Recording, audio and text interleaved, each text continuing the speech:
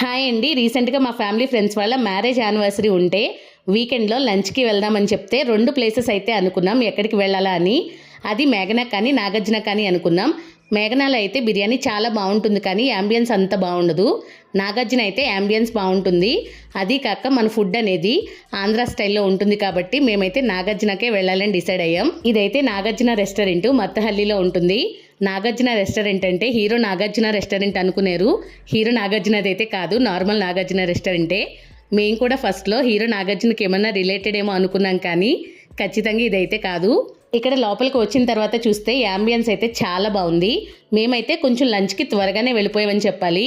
ఎందుకంటే లేట్ అయ్యే కొద్దీ మనకి సండే టైంలో అయితే మరీ రష్ ఎక్కువ ఉంటుందంట, వెయిటింగ్ కూడా చాలా ఎక్కువగా ఉంటుందని విన్నాను. అందుకనే లంచ్కి మేము కొంచెం త్వరగానే వెళ్ళాము. ఇక్కడ ఫుడ్ అయితే అరిటాకుల్లోనే సర్వ్ చేస్తున్నారు. మెయిన్గా మెనూ విషయానికి వస్తే ఇక్కడ అరిటాకు డిజైన్లోనే మెనూ కూడా డిజైన్ చేసుకున్నారు. ఐటమ్స్ కూడా చాలా ఎక్కువగానే ఉన్నాయి. మేమైతే ఒక్కరి కోసం మీల్స్ ఆర్డర్ చేసుకున్నాం. మీల్స్ కూడా ట్రై చేద్దామని చెప్పి మిగిలిన వాళ్ళ కోసం అయితే కొన్ని రకాల నాన్ వెజ్ స్టార్టర్స్ తీసుకున్నాం.